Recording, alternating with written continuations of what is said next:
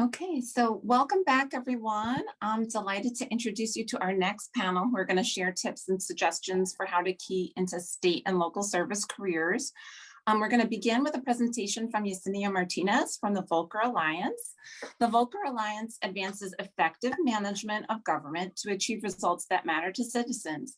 The nonpartisan organization is inspired by the legendary public servant and Phi Beta Kappa member Paul Volcker and his vision of a public sector workforce with the experience, preparation, and commitment to ensure that government is accountable and delivers with excellence. As a senior program associate at the Volcker Alliance, Yesenia supports the implementation of the Government to University Initiative, GTU, and provides project management for various public work streams. And prior to joining the Alliance, she worked for a New York State Assembly member and also served in local government in Los Angeles, California.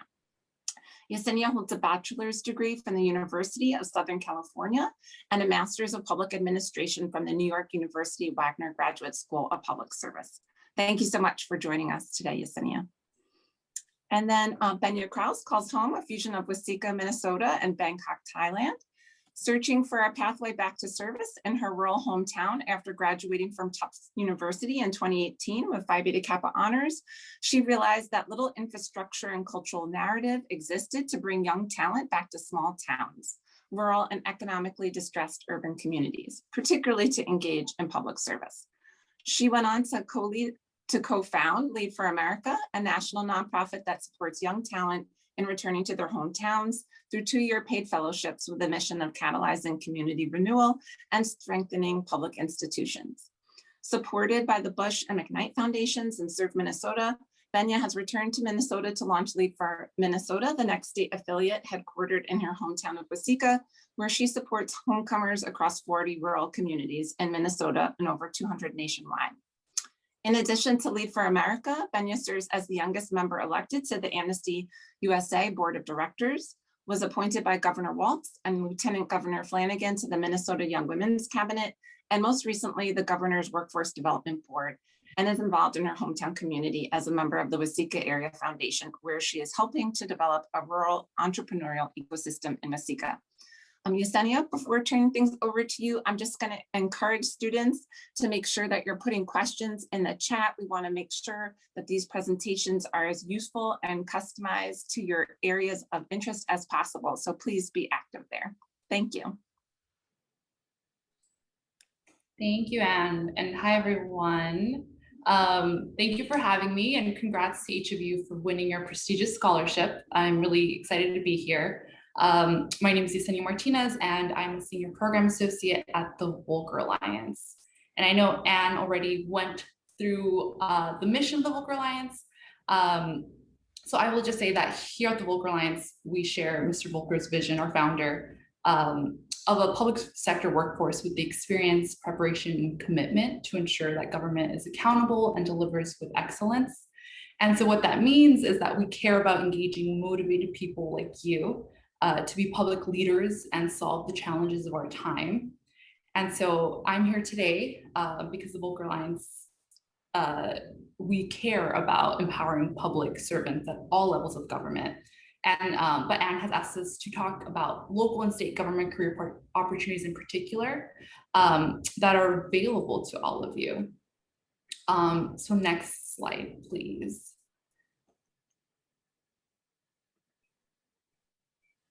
Or actually a few slides, third slide, yeah. Okay, but why should you even care about state and local government? Well, for one thing, the size of the government workforce is vast. And you'll see on the next slide that there are around 22 million government jobs across the country, meaning that there are so many opportunities for you to make an impact through a career in government. And here on this slide, there are 4 charts in millions breaking down government jobs across 3 levels. These are only career roles, so it doesn't include elected or appointed positions. But my question for you is, which of these 4 do you think reflect the totals? And so I'm going to ask you to go ahead and share your guess through the chat function. There's 3 options, and I fully recognize that most, if not all, of your classes have been virtual for the past year. So I imagine Zoom fatigue is very real among you all. So I'm going to ask you to participate to try to make this presentation a little more engaging. All right, wow, a lot of responses. And every single person has got it right. The answer is D.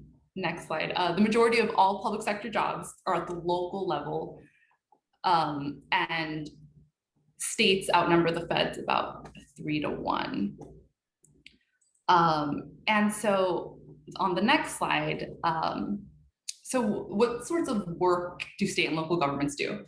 All sorts, really. Couldn't fit it all in one slide, but of the services and programs you see here on the screen, could you guess which are delivered by public servants in state and local government? Again, feel free to put some answers in the chat box. Might take a moment. So again, just state and local government. What are they responsible for?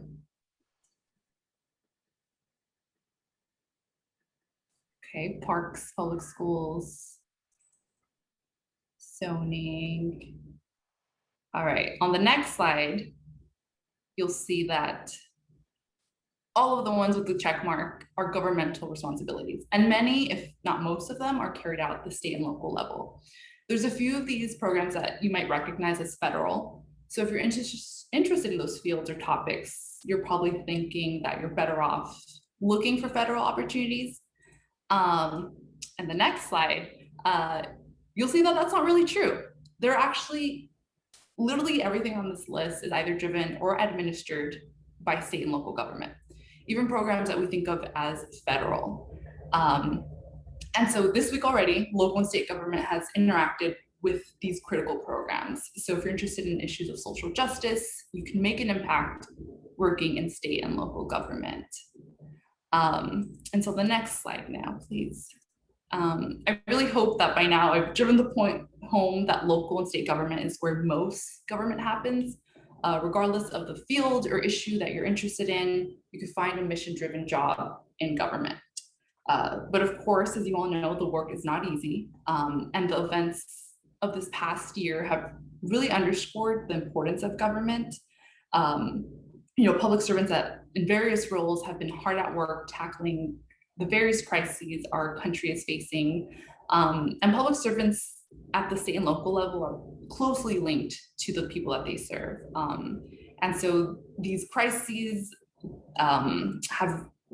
that we've been facing have really accelerated the public's reliance on government to ensure health, safety, and equity, which I think really highlights the indispensable role of public servants. And it's really what makes government work so impactful and rewarding. And I will share that our research shows that 75% of rising young government leaders intend to stay for the long term, which is pretty remarkable when you consider that young people tend to hop from job to job, but job satisfaction among young leaders is pretty high in government. Next slide, please. So we've talked about why you should care about local and state government. Now let's say you're convinced that government's opportunities are enticing. Do they really need your skills?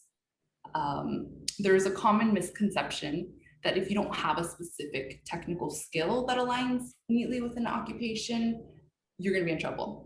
And these skills are important. If you have a background in computer science, medicine, engineering, government absolutely needs you. But if your background is in English, sociology, political science, or any other liberal arts and sciences major, government needs you too.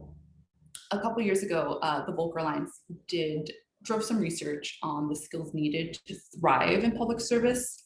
And based on the findings, students like yourselves certainly can find jobs in government.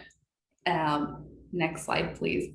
But more importantly, not only can you fill the needs government has, liberal arts and science graduates are uniquely suited to thrive in government and build fulfilling, impactful careers. And so the Volcker Alliance study, Preparing Tomorrow's Public Service, surveyed 1,000 young leaders in government, folks with about 5 years of experience, and responsibility for people, programs, budgets, and most were employees in state and local government. And they were people like you in 5 to 10 years who were smart, motivated, and beginning to establish their careers. And our key question to them was, what skills help young people in government succeed, make a difference, and enhance their responsibilities and impact? Next slide, please. Here you'll see on slide 13 that these are samplings of 20 competencies we asked them to rate.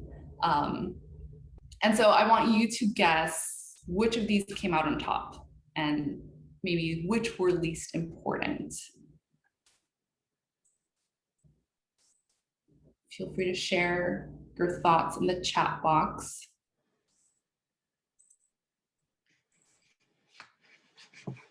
And we could go on to the next slide to see the answers. Because most of you are right, yeah. Yeah, project management, both oral and written communication, overcoming obstacles, these ranked at the very top. And you know, the reasons, some of you might already have an idea, but the reasons why these skills are especially important in government is, you know, a well-functioning democracy requires being responsive to the values and needs of its residents and citizens, which means, you know, having those interpersonal skills and collaborating among governmental institutions and other sectors. And so this is why technical skills, having those technical skills aren't enough. And though these, you know, these aren't skills that align with most majors and aren't like a credential you'll have when entering the job market. You know, it's not the case that the other skills aren't important, but most respondents emphasize that the most sought after skills had more to do with how you approach and convey your work rather than these hard skills, which you could learn on the job. Next slide.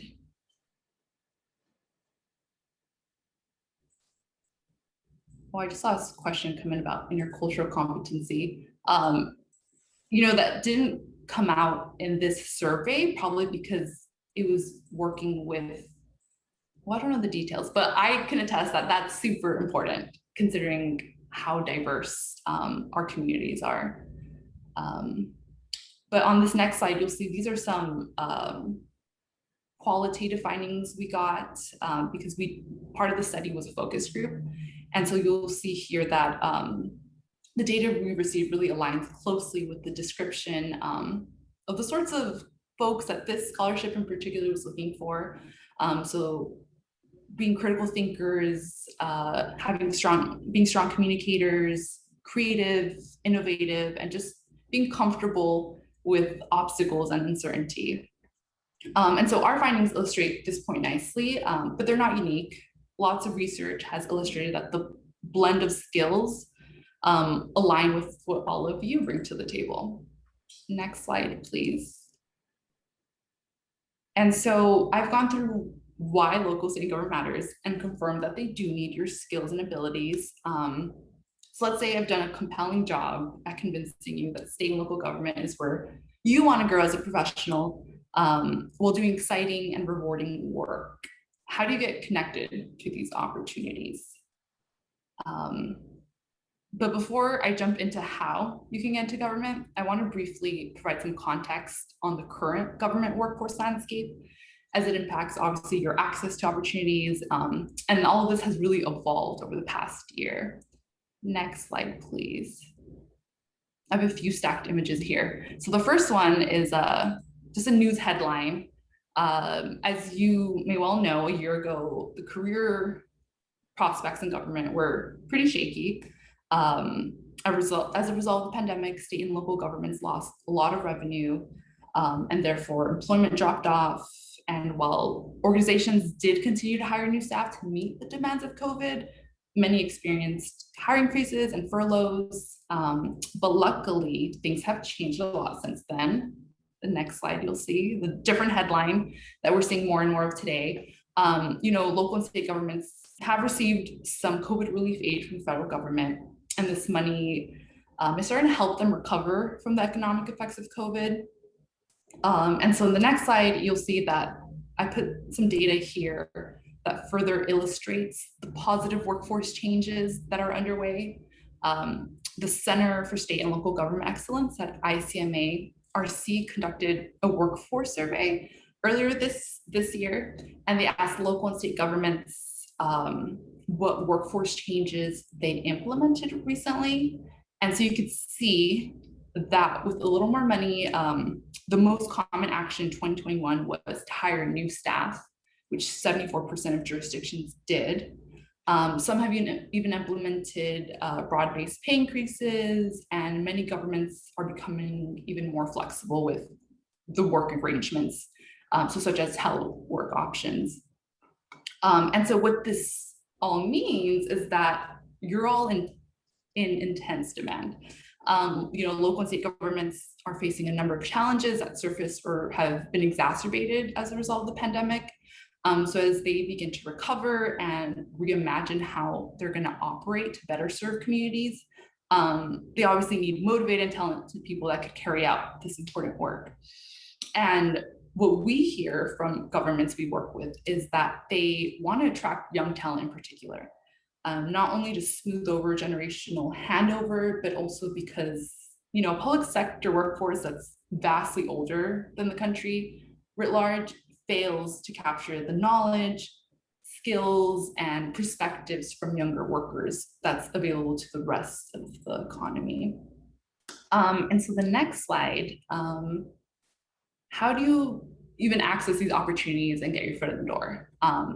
Unfortunately, there's no idealist for government. So there's no one-stop shop for all government opportunities at every level of government. The job search process is more fragmented. So although it requires a little bit more work, there are some shortcuts. And so, besides finding jobs and internship posts on the websites or web pages of local and state governments, there are a few government job boards that exist where you can explore opportunities for all sorts of public service positions from various jurisdictions. One I recommend is governmentjobs.com. You can find local and state government positions from throughout the US. ICMA Job Center is another good option, as well as publicservice.org. But this one is run by 3 professional public service and education organizations. So last time I checked, it mostly had opportunities from universities. But another route is internships and fellowships. We've heard from our government partners that is the way to go, and that's for a few reasons. The first, of course, they're great opportunities to learn what you're interested in, given just the vast amount of agencies and roles within government, but also the application and hiring process is much more simple and faster than applying to a permanent civil service position. Also, hiring managers tell us that keeping students is a priority for them. So once you're in, it can be a lot easier to stay or land another opportunity with an organization. And of course, fellowship programs. It's another great pathway into government. Most won't not only place you into a public serving institution, but give you the opportunity to grow professionally. And so of course there's Lead for America, which you'll hear about in detail from Benya in a bit. There's also City Year, Govern for America, which focuses more on state government fellowships, and the New York City Urban Fellows Program, which does offer this in other cities. And I will also want to strongly also recommend leveraging your university's network. Take advantage of your career services offices because they're there to support your needs, and have an abundance of resources and tips. They're aware of government's hiring timelines and have relationships with agencies, so they can provide you those direct connections. And of course, look out for career fairs or speaker panels. There's been so many virtual ones now. And there you can meet government employees who can share tips on navigating the hiring process, and even provide mentorship. They've all been in your shoes, So many are more than willing to provide guidance. And one more way that we can help you, when I say we, I mean the Volcker Alliance, is through our GTU initiative, which Anne mentioned earlier. This initiative essentially helps connect students with government opportunities. Our GTU partners who are in Kansas City, Chicago, Georgia, Los Angeles, Pittsburgh, and North Carolina hold events where government leaders are invited to speak to students and provide them awareness of the array of jobs in government and how to get involved. And so I'm going to drop a link in the chat where you could find all of these events through our GTU Resource Exchange email blast. We send them out periodically, so feel free to sign up. And then there is one ongoing event that I want to share with you that you might be interested in. It's a webinar series that our G2 LA site is hosting. They're calling it the Public Sector Career Exploration Series, which brings in a panel of government representatives showcasing the array of professional opportunities in government within a specific field. So they have topics on project management and operations. Another one is marketing communications and criminal justice, just to name a few. And so these panelists are providing participants an in-depth look and understanding of their agency, the types of career paths they offer, and an insight into their application process, because there's always tips that you could use to make your life a little easier. So if this sounds interesting to you, I encourage you to register. So I'll drop that link in the chat as well. And so my last recommendation is just to be also attentive of research project opportunities with faculty at your school. Some of you may already be involved as research assistants, but many of them conduct research for governmental entities, helping them solve the many challenges they face. So it's a good way to get a feel for government work. Plus, your professors are often aware of job opportunities that are relevant, within their field of expertise.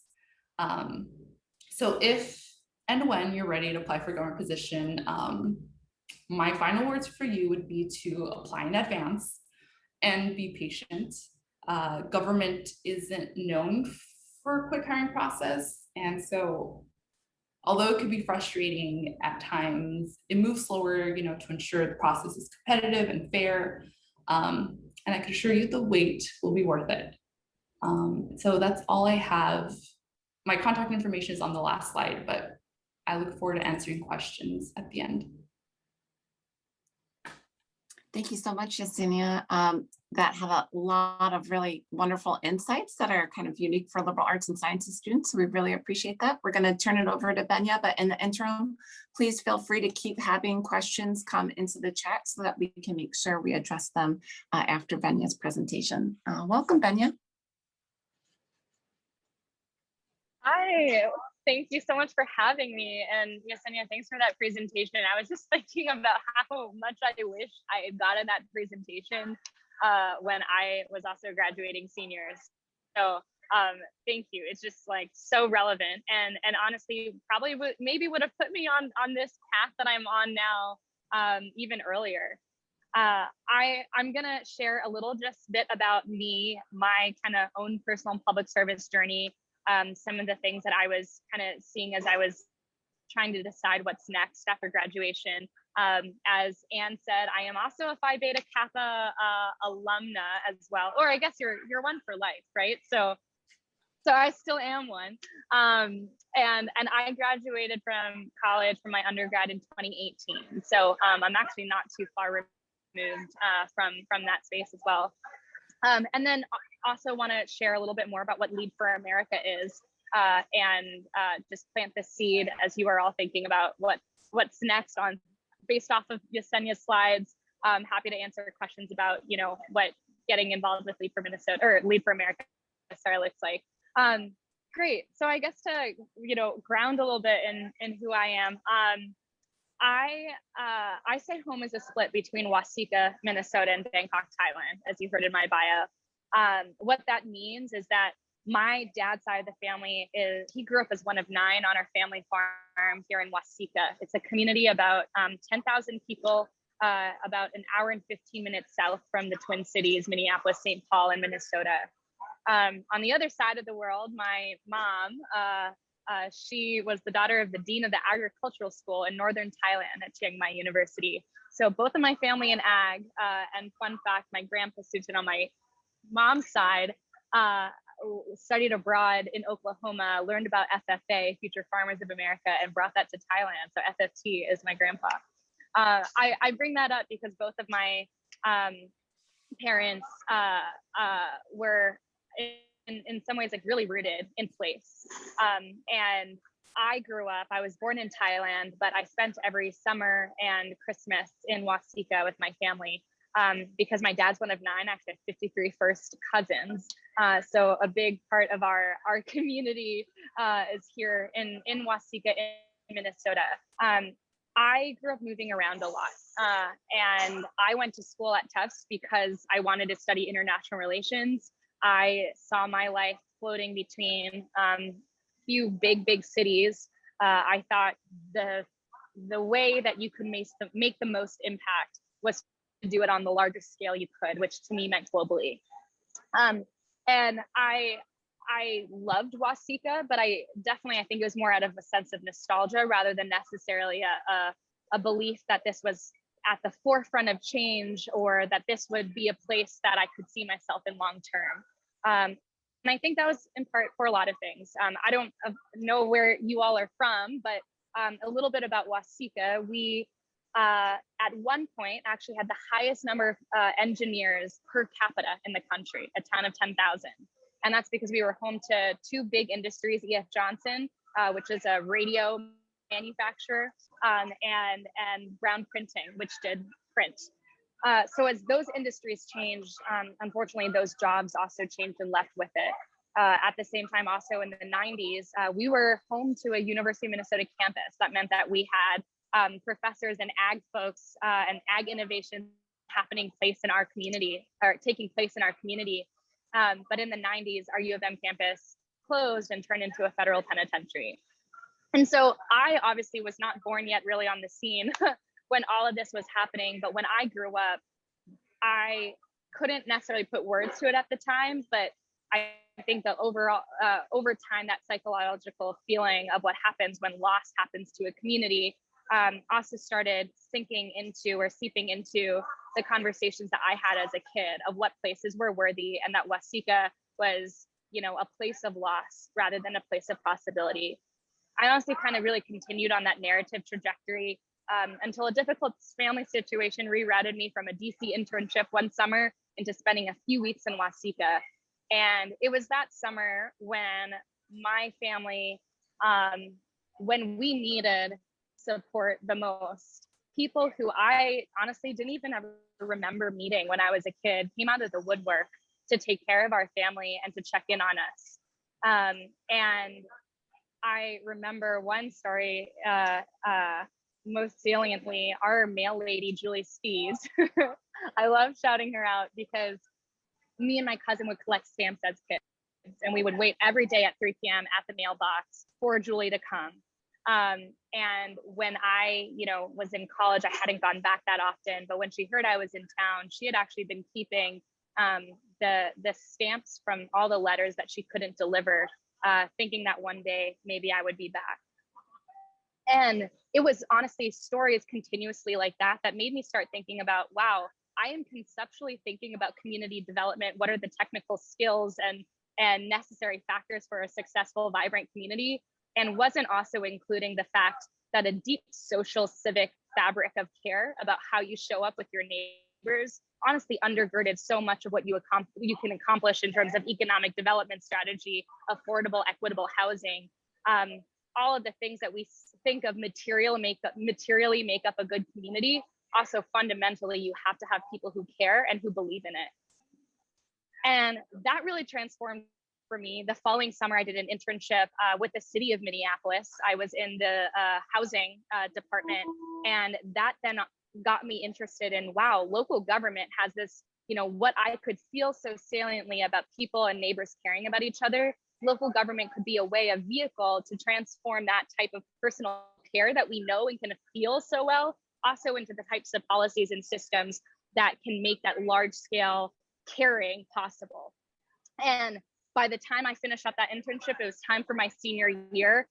You could not have met someone who loved Minnesota more than me coming out of that internship that summer. And I loved my site supervisor. I was doing stuff that, were even, way above like the internship assignments. I took every single opportunity I could. And then I kind of was confronted with perhaps something that you all are experiencing, that the public service recruitment pipeline is very opaque. It's very, there's just like, I found that there were so many different types of like requirements that I didn't even know even existed. And for me to do even the same type of work I was doing as an intern required just so many kind of maneuverings and calling this person and calling this person to figure it out. And so somebody who had only done public service internships her whole entire college career and prior was now starting to feel like maybe public service was something that I just do in college as an extracurricular or as an internship rather than something that I could make a career out of. At the same time, my enthusiasm for Minnesota was looked at with skepticism, maybe for lack of a better word, when I got back to my college campus in Boston. When I went to career fairs, it was Boston, New York, DC, San Francisco, and no other part of the country was represented. Nevertheless, a place like Wasika. And so I was a very ambitious college student, as in I kind of felt that if I put this much tuition in, if I don't get a job by fall semester of my senior year, then I have completely failed out of college. And I think a lot of the corporate sector too also know and have those pipelines of turning internships right away into full-time offers where you arrive on campus and it's September and you're asked to sign on the dotted line. And that more or less was the experience that I had. I had never really been interested or done much in corporate law, but was heavily recruited by firms in Boston that had this very attractive kind of 2-year paid fellowship model that accelerated you into a full-time career in law. And so someone like me who, was actually more so geared towards public service, by October, my senior year, kind of felt like maybe that was something I would do when I'm, mid-career.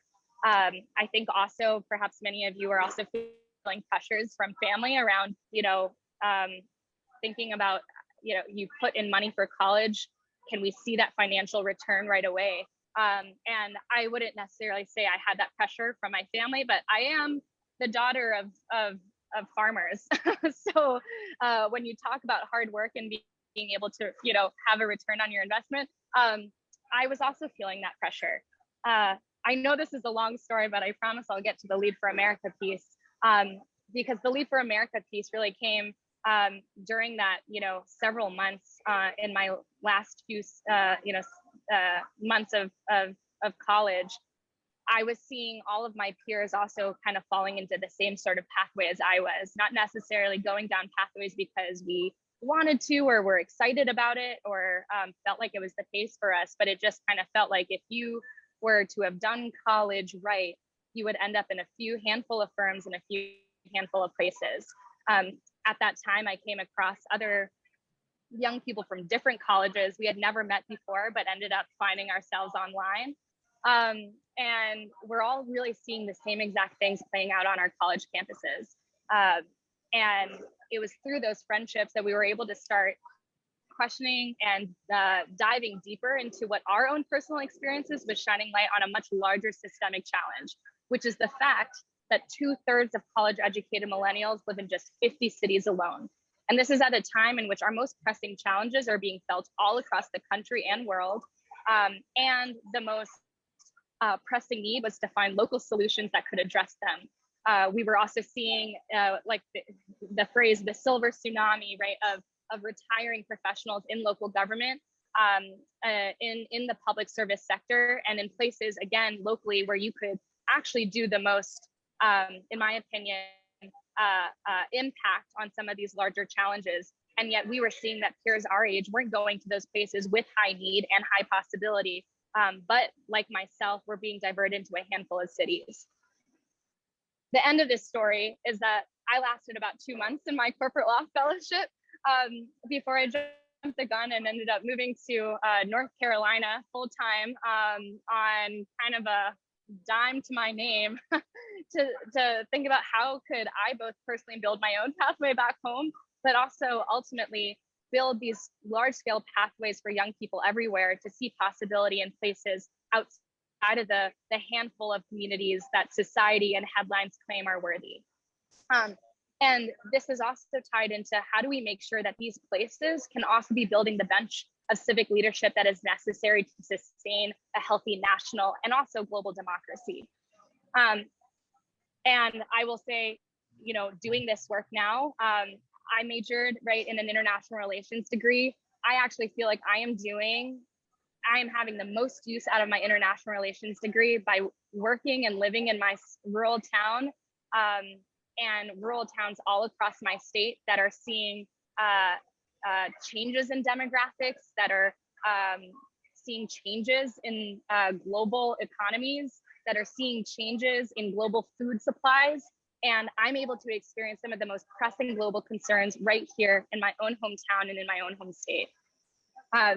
This leads me to say, what is Lead for America? So our mission, to put it simply, is to ensure that our most dynamic, diverse, outstanding leaders are working on their community's toughest challenges, especially in places where the narrative of success means leaving and not coming back. So our core program is a 2-year paid fellowship that brings recent college grads, so soon to be many of you, back to either their hometowns or home states to be tackling what their communities say are the toughest challenges. We leverage federal AmeriCorps dollars to be able to make this financially possible, as well as to support and strengthen and expand the national service benefits. It comes with education awards, that sort of thing, to places that often can't kind of hold their own kind of national service models. We also are able to pair that with housing stipends, financial aid, and also really rich training and education curriculum that is designed to show this group of fellows what does dynamic change making look like in rural, tribal, and urban contexts, and how can we pull and be connected to the country globally, and also bring all those connections back to the places that have given and built us. We began in 2018 without, any former reputation. What we did when we first started was put an open call out for any young leader that was interested in going back to their hometown, thinking we'd have about 10 to 15, applicants. And within a few months, we ended up getting 1,800 registered applicants.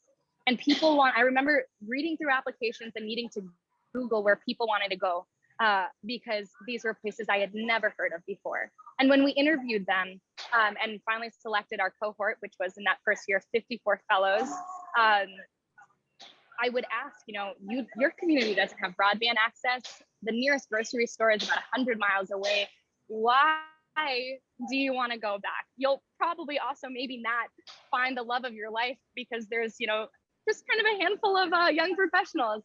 And the looks I would get was just one of confusion, of essentially like, what do you mean? Why do I want to go back? Of course, I know those things aren't there, but if I don't come back and work on them, then who will? And it's this kind of ethos that I do think is characteristic of our generation and has been the biggest inspiration over the past 3 years, to get to know that there are young people like these all across the country, and how can we make homecoming less of an alone thing that we do one-off, but something that is part of a larger national narrative and movement of community, of a community of people who are all committing to care about place, to care about each other. And so today now we have grown into 106 fellows across 26 states. This summer we'll be launching our largest cohort size of 100 fellows. So we'll be supporting over 200 fellows in almost 40 states across the country. We have state affiliate models, which allows us to get closer to the ground and work with communities that, again, might not be able to leverage national service infrastructure. So I'm here back in my hometown in Wasika. I run our Lead for Minnesota chapter. And we support 20 fellows currently across the state, and we'll be bringing on another 20 this summer as well. As we look at what's next, we are finding, we began our program with saying, okay, we experience very acutely the lack of pathways after college into public service. But as we dive deeper into this, we know it is deeply countercultural to get people both into public service and also into places where structurally, culturally, forces are telling you to get out. And so we're also starting to see that the fellowship pathway is kind of this North Star of like what is possible, but also knowing that we need to start earlier. So how can we be focusing on college programs, college education programs in the same way that McKinsey will do consulting or case competitions in your schools? What does that look like also for the public service sector? Similarly, even getting further back through K through 12, I know I was not taught what civic participation was. I know I was not always empowered to say, okay, here's something that I, find challenging in my community, or hey, there's nothing to do here. And I know I was not quite asked or empowered, what would you do, Benya, to do something differently? So how can we be thinking of civics, but also experiential local community engagement, also through K through 12 systems? And then thirdly, lastly, as we think about public policy, national service is an incredible tool and platform. How do we make sure that it is also reaching places that are most hardest to reach? And so we are so glad to be part of the National Service AmeriCorps community, and are also excited to grow national service policies that allow us to foster large-scale generation of leaders that are committing to place. So I will pause there. Thank you for listening both to my story and about the work that we are doing. Hope that you will consider having your next step and adventure be with Lead for America. I'll happy to answer questions. Sorry, I was not looking at the chat as much as I should have. That's okay. So what we're going to try to do is have more of the student voices come in. So we'll look at the chat questions and have each student ask theirs. So I'll have Razia, could you please lead off with your question? And in the interim, while she's getting that question ready, I'm delighted, Benya, to let you know that one of our service scholars last year will be participating in the Lead for America program in North Carolina. So we've already kind of had that pipeline going. That is awesome. Yeah, so, okay, so Razia, why don't you kick off? Yes, thank you so much for speaking with us, Benya. I identify like kind of the same with your story with studying international studies, but I do have like a very large local pool that I really want to focus on. So my question was, where do you see the biggest connection between international affairs and local government? And do you think that there's a connection? And if so, how's that played out for you? I know you touched on this a little bit when you were talking. Yeah, absolutely. Yeah, so I mean, I both lead for America, lead for Minnesota, and also am on the board of Amnesty International as well. So as we think about like global human rights work, I think a very valuable perspective I can bring is what is the type of like human rights narrative that has to be taking place all across our country. So I do want to begin with like, I think it is a powerful place to be involved and aware, like globally, and also deeply aware and empowered to be able to make impact and change in your own local place. Beyond that, wow, I mean, the intersections are huge. When we think about globalizing industry, right? My community is a case study of what happens when we as a country are thinking about our global trade systems and not also including like, what is the lived experience of that with workers in our own communities? How are we making sure that we're also investing into digital reskilling? When we think about climate change, I am in an ag-based community. At one point, Wasika had over 200 dairy farms when my dad was growing up. Now we have 2 in the entire county. When we think of the way that agriculture is headed, right, locally, there is so much we can be doing of thinking about resilient food and agricultural systems. And I think the pandemic also showed us, how much we like centralize these food distribution systems and how interrelated it is across the country. How do we make sure our farmers can be equipped to essentially solve the world hunger and also hunger in our own communities. And I think it's been very enlightening to see that in rural places that are largely ag-based, we can still be living in food deserts. So all of these are, we like to call it in Lead for America, our training is around how do we have things be locally rooted and systems oriented so that you can make sense of what's happening in your own backyard, where you're empowered to do something even most immediately about it, but also understanding its interplay with both state, national, and global systems. Great question. Thank you. And then Isabel, you wrote more of a comment, but I thought I'd give you the opportunity to turn that into a question. Hi, Benya. I just have to say I am so inspired by your story, and we have a group meet of scholars, and someone said that if you recruited us for Lead for America, anyone would want to work there. But I know that you were mentioning how it was hard to explain why you wanted to work in local government, and I have that same struggle. I have immigrant parents, so I wanted to ask you, what are some ways that you let them to believe and to support you in this decision, because this is a very viable path for people? Yeah, I will say that I do think my parents have been really supportive. So I want to give kudos to them and can, but also, in some cases I've actually asked some of our fellows as we're trying to, have them confirm of do you need me to talk to your parents? Because I know that there's many situations too, and they're having those conversations at the dinner table. I think it is really important to find and search for narratives of people who have succeeded by starting and contributing locally. I think that's part of the narrative change that we're also looking for as well. Being able to tell the stories of others who have maybe taken at first, a financial sacrifice or diverted perhaps from what their major was telling them to enter into public service. There are brilliant stories out there to be able to lift up. And I also think too, I talk to my parents a lot as well about just I guess suppose the fragility of life. And I think also the pandemic has showed us this as well. There are so many existential big challenges happening in our world right now that if we aren't sending our best and brightest to go tackle them, it doesn't matter how much I make in this corporate law firm. It doesn't matter how many connections or avocado toasts that are priced at $15 in X city that I could be having.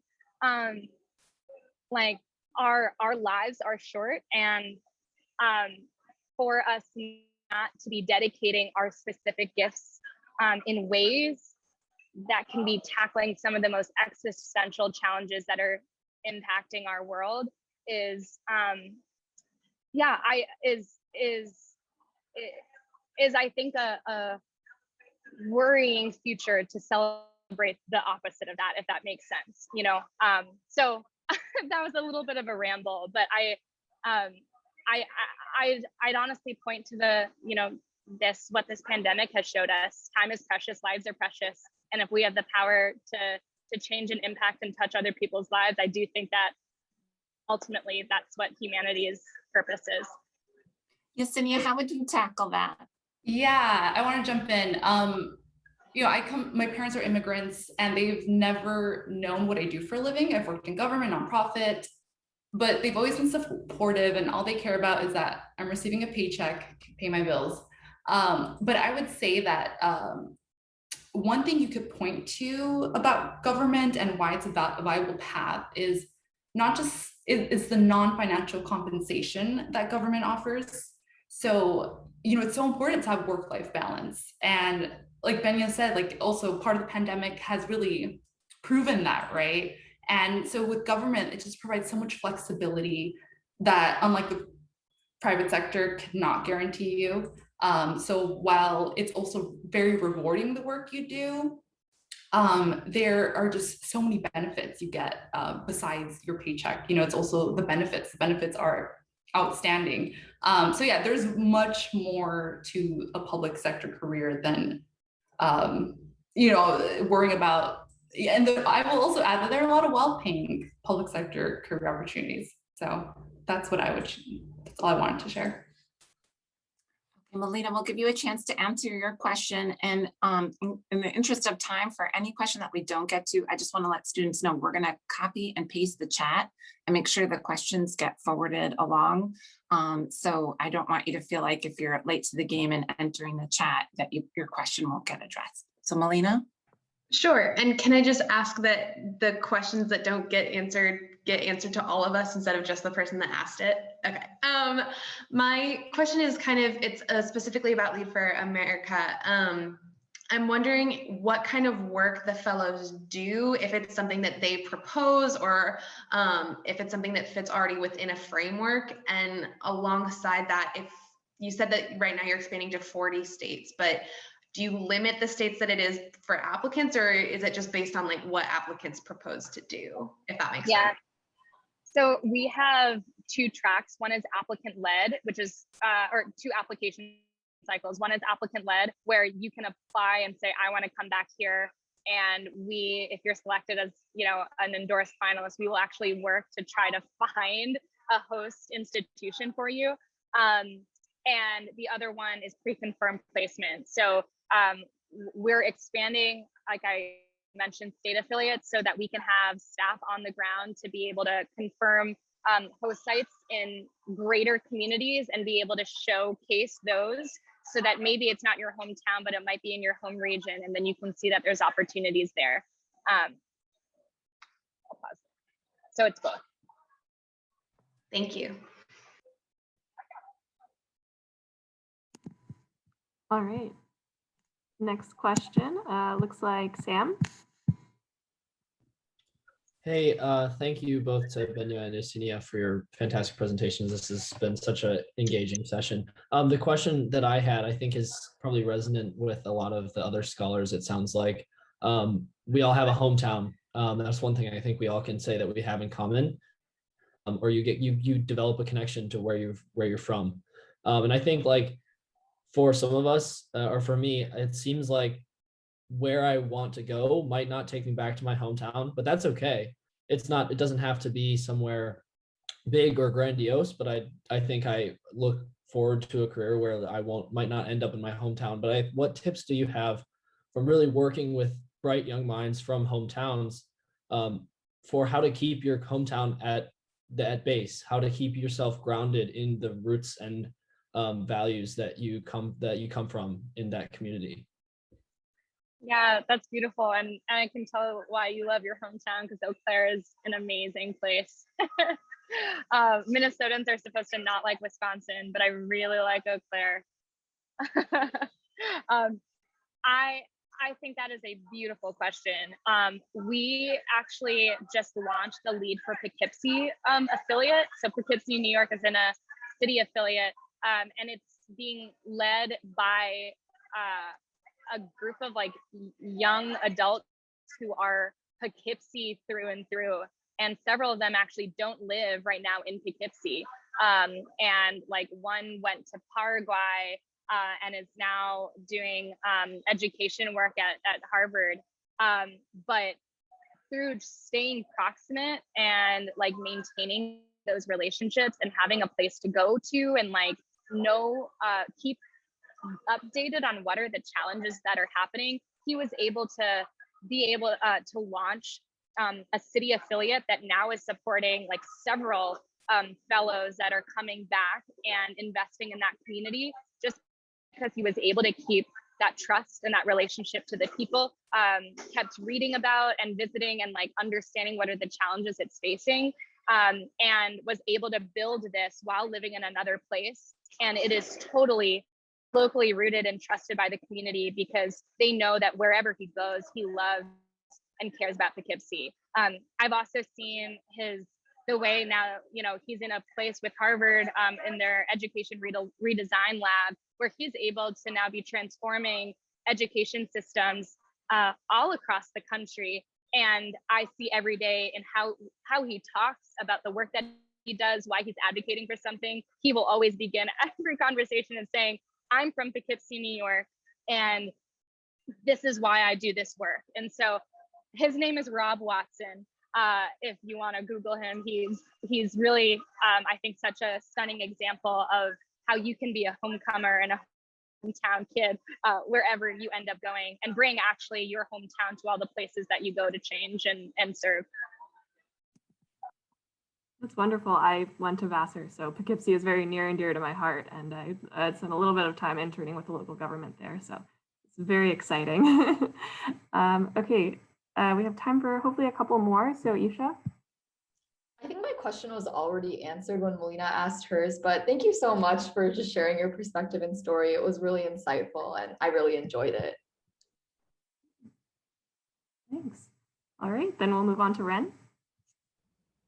Hi, Benya. So I really appreciate your words. I'm Appalachian, I'm from West Virginia, so that really, it went straight to my heart. I've been an activist for Appalachia, for basically my entire life, and it's really important to me to keep that near to me, and I never thought that there would be a national organization that would allow me to do that. So I really wanted to ask you how you balance the different localities that you work with your activism. I mean, obviously you're working with Amnesty International, so you're working at like every single geographic space. So how do you balance that, and how do you take time for yourself to make sure that your activism is really working for others? Yeah, I think it has, I mean, it's challenging. Sometimes it feels like you're code switching, right? Like to go from one setting to another. And I had to do a lot of deep thinking, and sometimes I like get very insecure about it because like language of how we talk about different things is just different based on like the different geographies or experiences that you have. So it was really important for me to be able to define what I mean when I say, when I'm tackling whatever kind of like social issue or community development issue, right? That am I so attached to the vocabulary, or am I more attached to the process and outcome of what I am advocating for?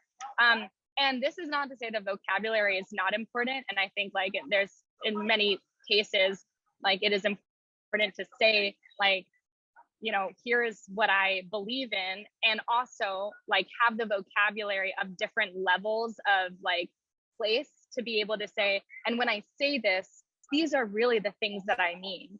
And I think it's actually a really beautiful gift that you have to be, Ren, in like rooted and loving Appalachia, and also like building community and relationships in other settings too, because you bring Appalachia then into every other space that you're in.